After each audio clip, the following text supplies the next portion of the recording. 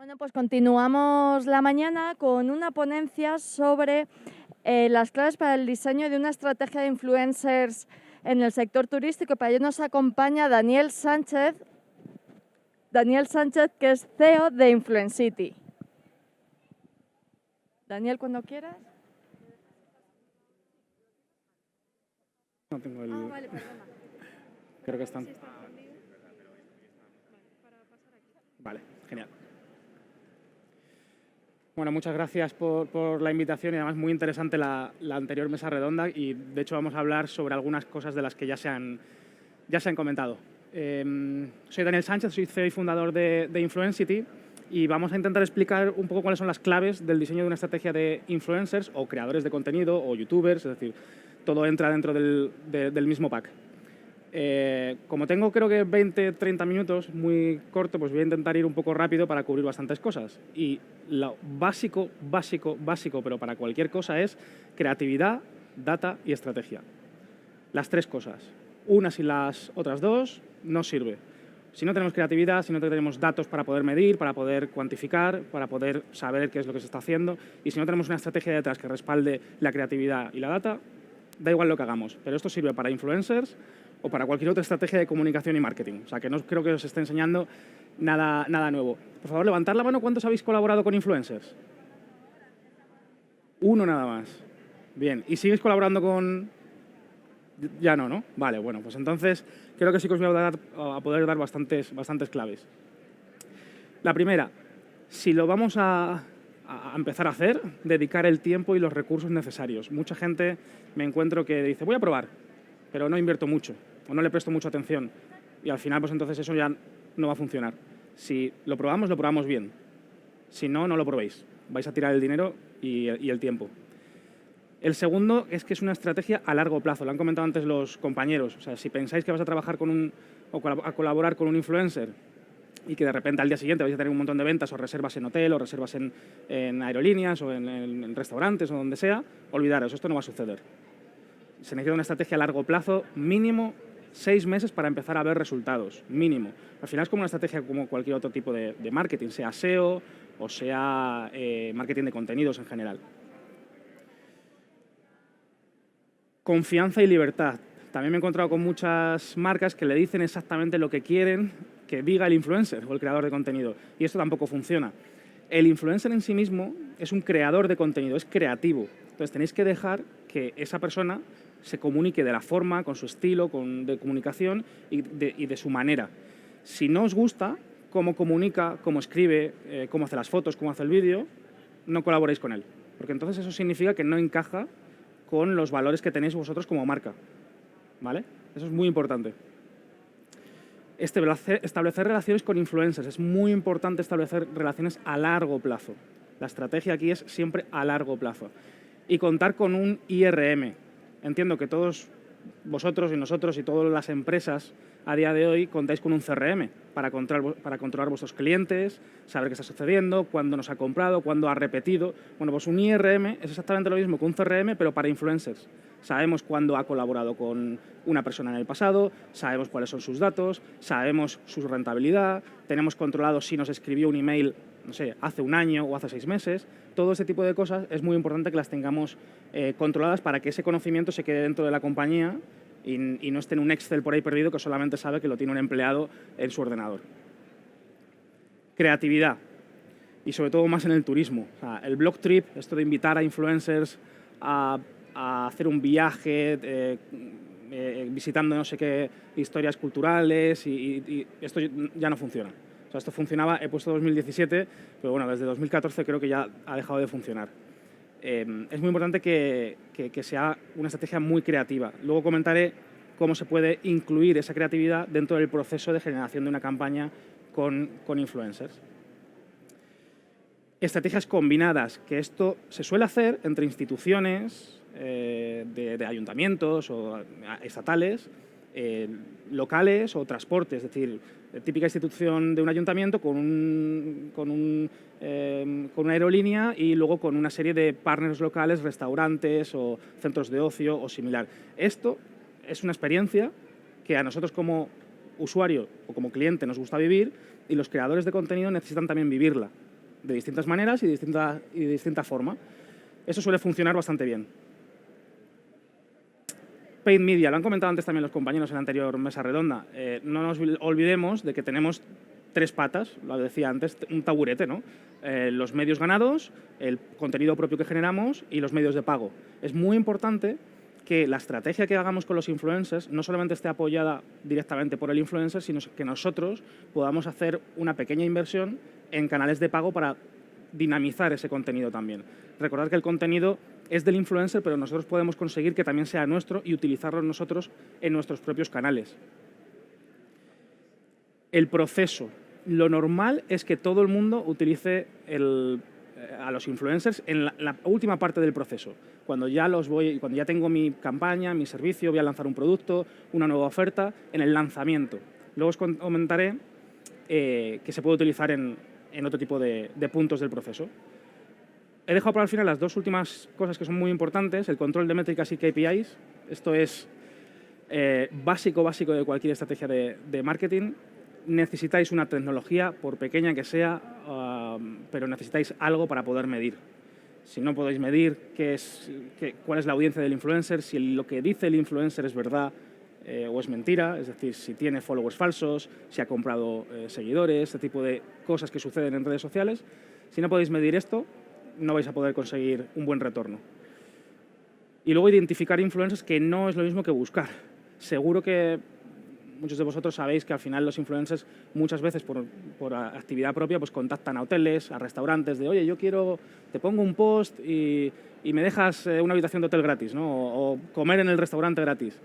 Esto es una mala práctica, dicho así, pero es normal que ellos también intenten hacer su trabajo, pero es una mala práctica. Ahora bien, si aceptamos que un influencer venga a nuestro hotel, venga a nuestro restaurante, a colaborar con él, ¿cómo sabemos que esa persona que se ha interesado por nosotros es realmente importante para nuestro público objetivo, para nuestro buyer persona, ¿no?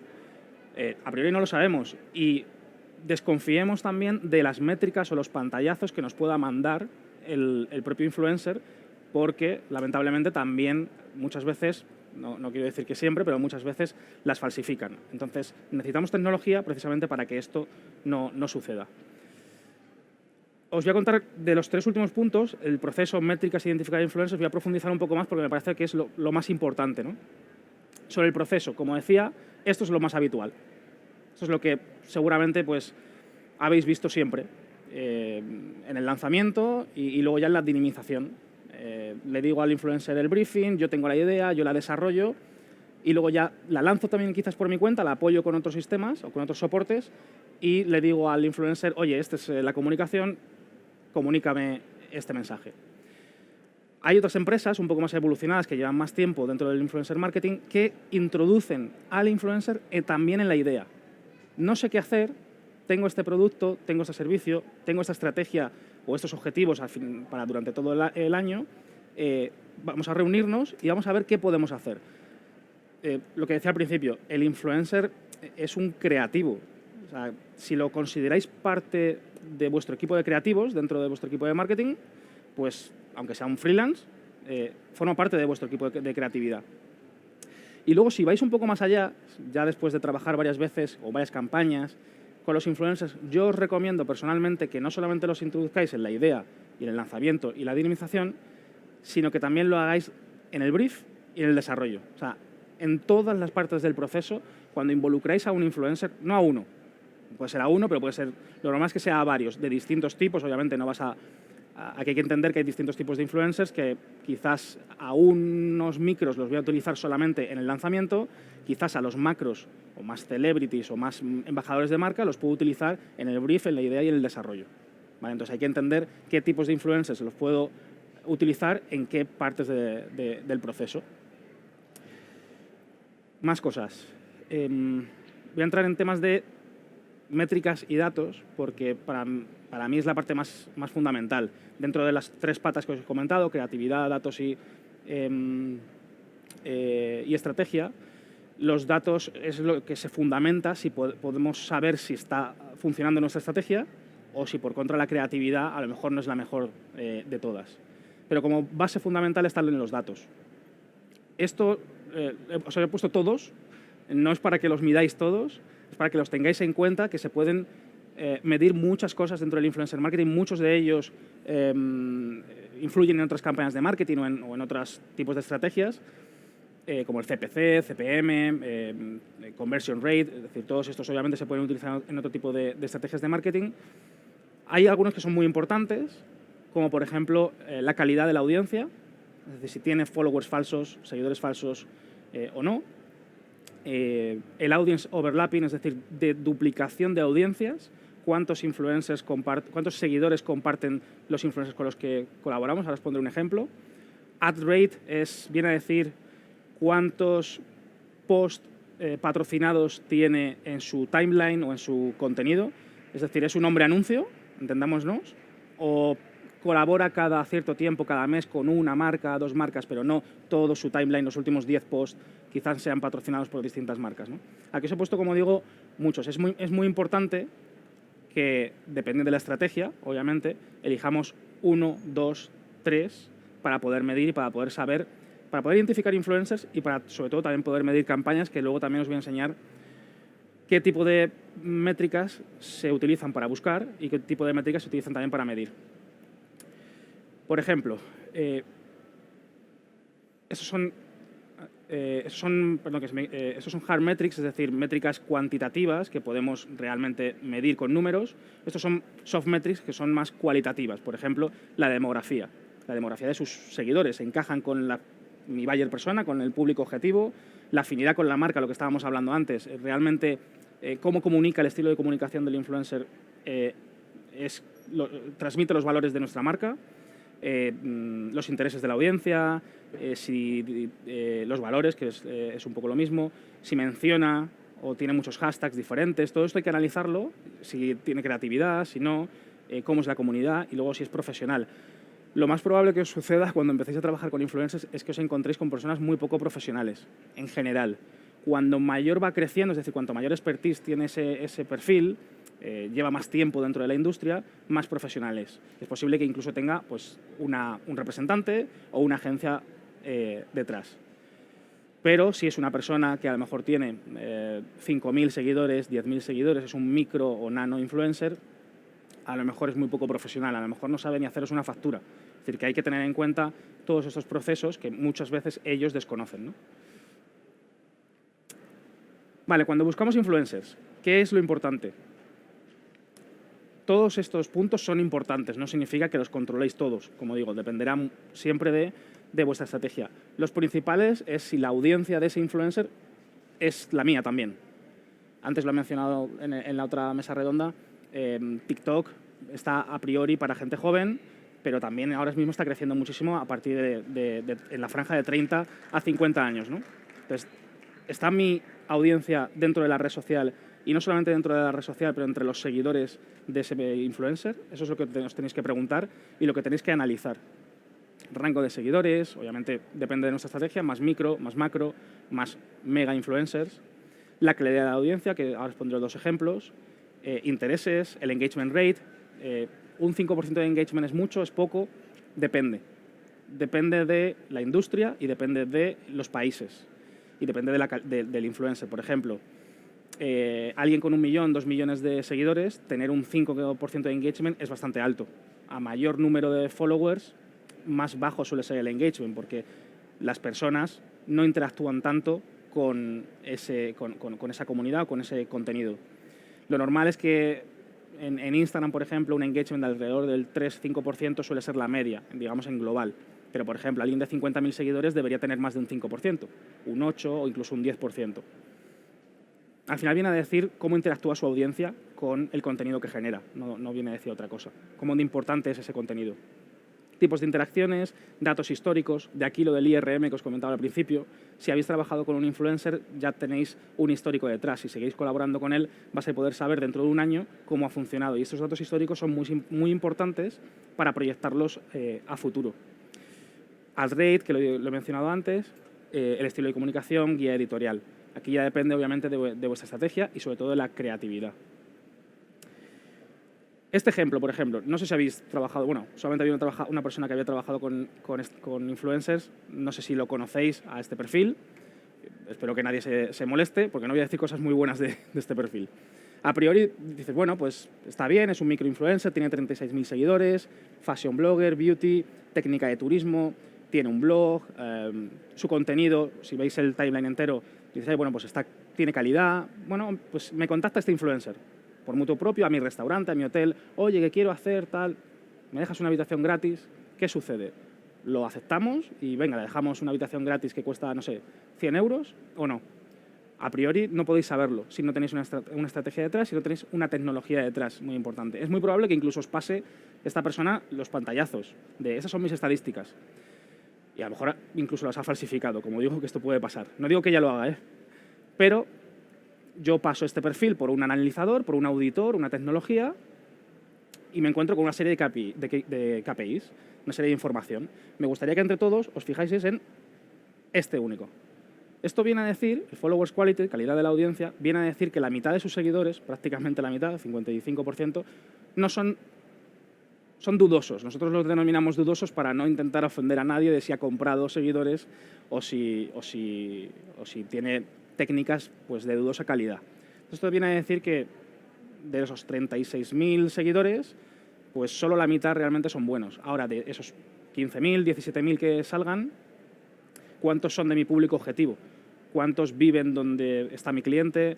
¿Cuántos son de la demografía que estoy buscando? ¿Son del poder adquisitivo que estoy buscando? Es decir, tiene que coincidir y lo más normal es que no coincida. Otro ejemplo, 52.000 seguidores, también es un micro-influencer, es una persona que vive entre Madrid y Málaga a priori, también tiene buen contenido, es decir, se busca las fotos, no hace fotos simplemente por hacer. Y lo mismo, la analizamos y nos damos cuenta que en este caso solo el 26% de sus seguidores son reales. Entonces, como digo, sin tecnología esto no lo podríamos ver. Hay tecnologías muy baratas en la industria, o sea, muy asequibles para cualquier compañía. Y esto todo pasa por esto. Después ya empezaremos a saber cómo colaboramos con este influencer, qué estrategia tenemos detrás y qué creatividad podemos realizar. Pero esto es lo básico. Muy importante también el crecimiento de ese influencer. Es un perfil que está flat, ¿no? O sea, no crece ni decrece o tiene quizás algún pico, como por ejemplo esto que es estacional en el verano. Parece que en el verano genera mejor contenido, entonces a lo mejor nos puede servir si nuestro negocio tiene mucha estacionalidad dentro del verano. Pero, ¿qué sucede cuando hay perfiles que están en crecimiento? ¿Cómo detectarlos? Por ejemplo, alguien como este perfil. Nos interesaría empezar a colaborar con él, esto es en abril, para que nos salgan más baratos esa colaboración, para establecer una relación y, claro, luego despunta completamente en octubre, o sea, prácticamente pues 5 o 6 meses después, ¿no? Esto no lo podemos saber si no tenemos un IRM detrás. Más cosas. La duplicidad de audiencias. Eso es súper importante cuando trabajamos con influencers y muy poca gente lo tiene en cuenta. Muy pocas empresas. Porque se pueden hacer distintas estrategias. En realidad se pueden hacer dos. La duplicidad de audiencias viene a decir, aquí hay tres influencers, bueno, de todos los seguidores que tienen esos 3 influencers, ¿cuántos comparten, no? Que es justo el punto del centro, ¿no? Aquí en el ejemplo pone que 275 personas son compartidas. Entonces, ¿qué sucede? Que podemos tener una estrategia de alcance máximo, es decir, buscamos influencers que no comparten seguidores para alcance único. Cuanto menos overlapping tengan, cuanto menos duplicidad tengan, a más personas únicas voy a llegar desde distintos perfiles. O a lo mejor necesito una estrategia de retargeting o de búsqueda de impresiones, es decir, que no el mismo anuncio, pero el mismo mensaje llegue a la misma persona repetidas veces, ¿no? De distintos canales va a llegar, desde 3 perfiles distintos le va a llegar el mismo mensaje, no con la misma creatividad, porque son 3 perfiles, como digo, diferentes, pero sí que va a ser la misma marca, siempre va a ser el mismo mensaje. Vale, cuando medimos campañas, la cosa puede cambiar un poquito a la hora de medirlas. Algunos KPIs son muy distintos. Estos son los KPIs que, por norma general, os recomiendo controlar. Como digo, no es para medirlos todos, pero es para tener en cuenta, en base a vuestros objetivos, cuáles son los que tenéis que medir. Si es algo más relacionado a la conversión, por ejemplo, fuéramos un e-commerce, sería más bien el CPC, CPM, CPA o si fuésemos una aplicación, una aplicación móvil el CPA. Pero si somos, por ejemplo, un restaurante, esto seguramente no nos sirva. ¿Qué estaremos buscando? Estaremos buscando impresiones, estaremos buscando Air Media Value, más notoriedad de marca, reach único, seguramente. Más cosas. Y ya con esto termino, porque no sé cómo voy de tiempo. Voy bien.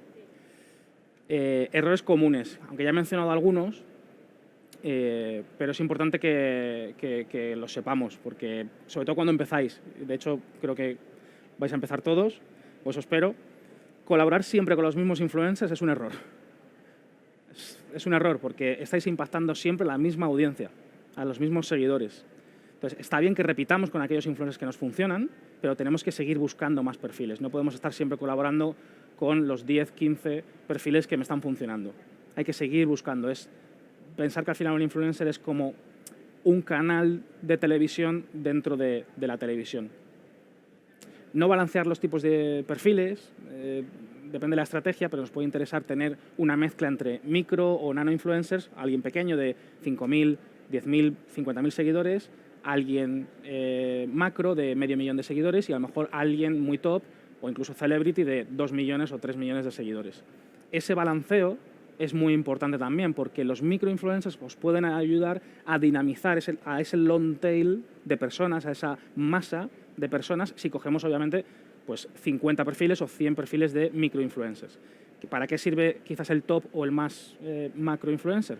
Para que actúe como canal principal, ¿no? Canal principal y luego el resto son los dinamizadores. Menospreciar el trabajo del influencer, lo han comentado también que me ha gustado en la anterior mesa. Al final el influencer se dedica a esto profesionalmente. No, obviamente no todos, ¿no? Pero aspiran a ellos, muchos de ellos.